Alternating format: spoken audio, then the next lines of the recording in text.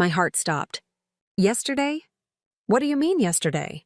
I asked, staring at my sister Lily, who looked everywhere but at me.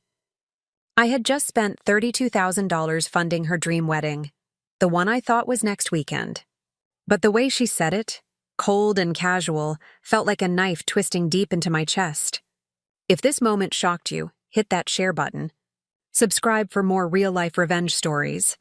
And stay till the end, because what Monica does next will leave you speechless. I stood there frozen, the phone trembling in my hand. You already got married? I whispered. She sighed like I was being dramatic. Monica, relax. It was small. We didn't want to make a big deal out of it. Didn't want to make a big deal? I paid for everything. The venue, the decorations, her dress, even the catering deposit. I had worked double shifts for months, cutting down my own expenses just to make her dream come true. And now she acted like it was just another casual weekend event.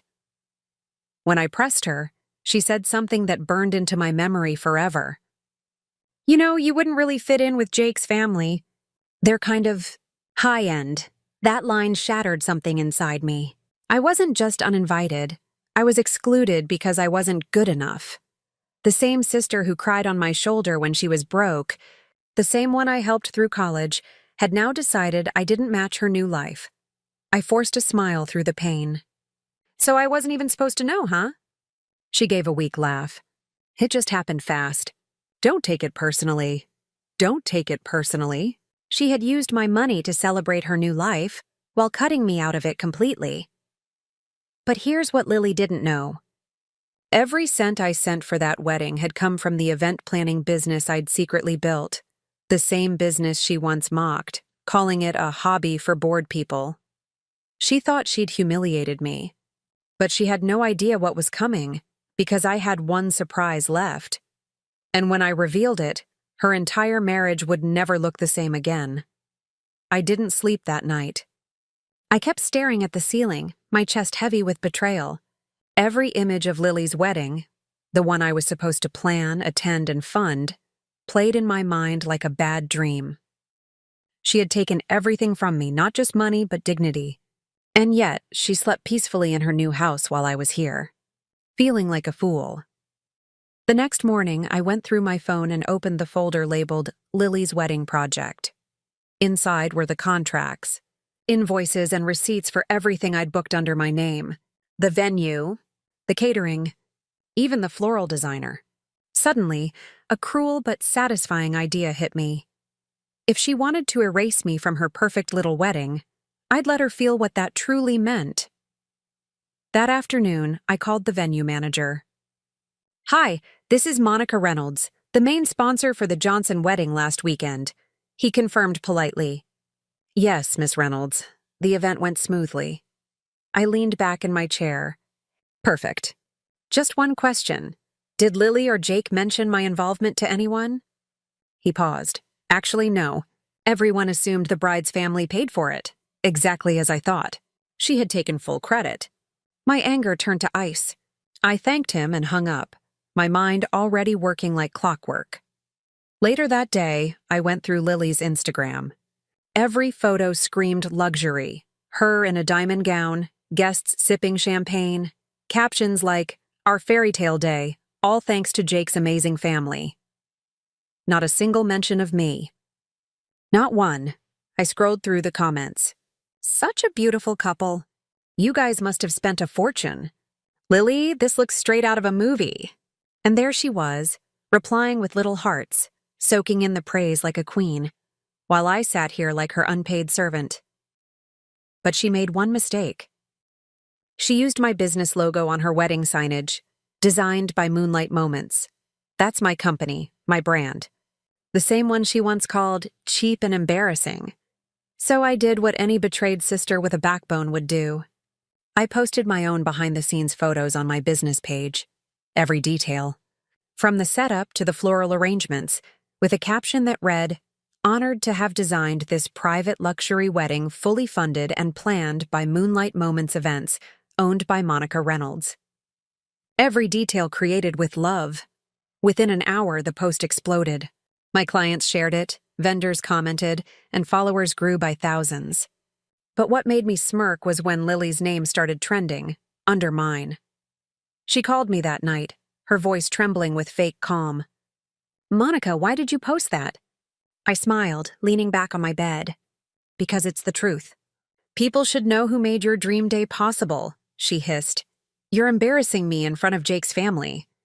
I laughed softly. "You embarrassed yourself when you erased me from your life." Then she said the one thing that flipped my switch. "You'll regret this, Monica. Jake's family won't let this slide." I chuckled, low and cold. "Tell Jake's family to Google who owns the company they're trying to threaten. Let's see who regrets what." She hung up, furious, scared, and exposed. But the fun had only just begun, because that post was just the beginning of what I had planned. The next morning, I woke up to hundreds of new followers and 3 brand collaboration offers. My business was booming, all thanks to Lily's betrayal. But when I scrolled my messages, one name made me freeze. Jake, her husband. He'd sent me a text that said, "We need to talk.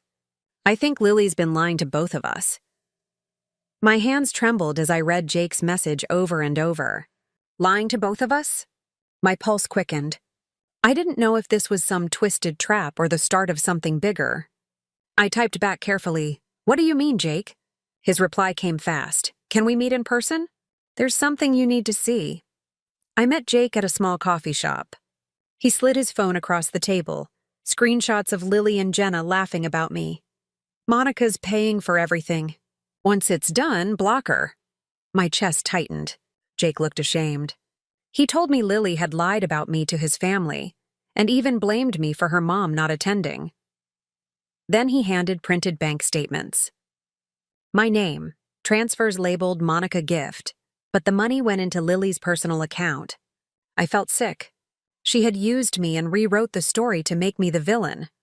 I left the cafe knowing silence wasn't an option. That night I posted the screenshots on my company page with one line, "Pretty pictures can hide ugly truths."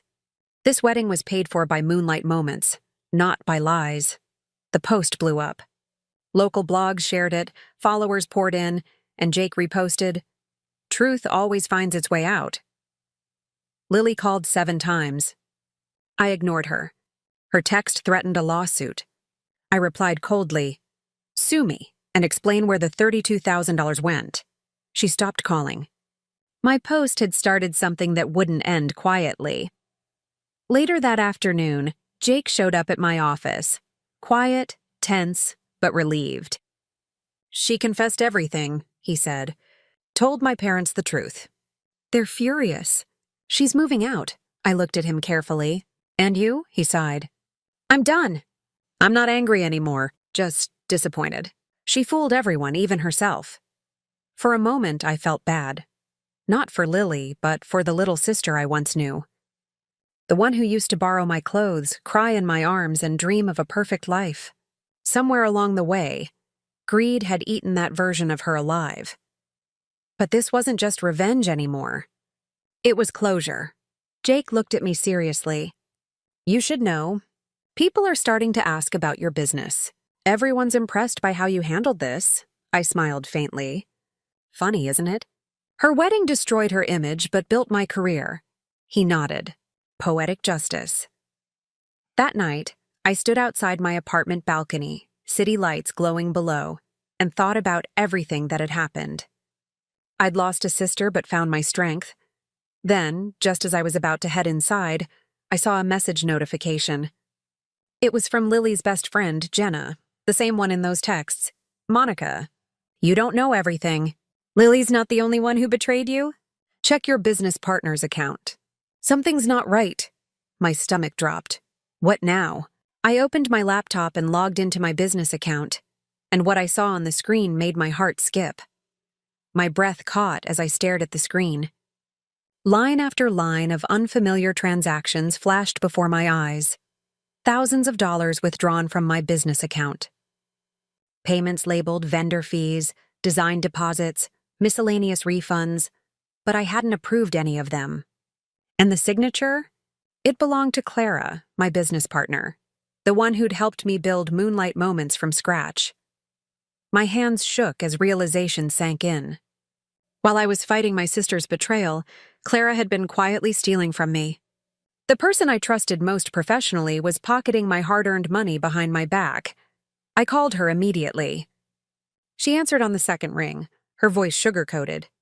"Monica, I was just about to call you." I cut her off. "Save it. How long have you been transferring money out of our account?" There was silence. Then a small laugh. "You found out, huh?" My stomach twisted. "You knew I was struggling, Clara. You saw what Lily did. And you still stole from me?" Her tone turned cold. "I didn't steal. I took what I deserved. You built this company on my ideas. You were just the face." I couldn't believe what I was hearing. "You mean the company I stayed up building while you were out partying? The one I financed from my savings?" She scoffed. "You think people care about that? The world already sees you as a drama magnet after that wedding scandal. You're not a businesswoman. You're a walking headline." Her words hit hard, but then they fueled something inside me. The same fire that had kept me going when everyone mocked me. The same fire that made me rise when my own sister buried me in betrayal. I took a deep breath and said quietly, "You're right, Clara. I am a headline. And I'm about to make sure everyone reads it." That night, I gathered every document, every statement, every piece of proof of her theft. I posted it all with a simple caption: "Trust is earned, not traded. Betray me once, shame on you. Betray me twice, watch how I rise." Within hours, the story blew up again. But this time, I wasn't the victim. I was the woman who stood her ground. Other small business owners messaged me, thanking me for speaking up. Local media even called, asking for interviews. Moonlight Moments became a symbol of resilience, a story of surviving betrayal not once but twice. And as for Clara, she vanished overnight. My lawyer made sure she wouldn't touch another cent of mine again. Weeks later, I got another message, this time from Lily. "Monica, I'm sorry. I lost everything. Jake's gone and Mom won't talk to me. Can we start over?" I stared at the screen for a long moment. Then I typed, slowly and calmly, "Forgiveness doesn't mean access. Lily, I hope you find peace, but I've found mine." I deleted her number right after. Months passed, and my company grew faster than ever. I bought my own office, hired a new team, and launched a charity project for women rebuilding after betrayal.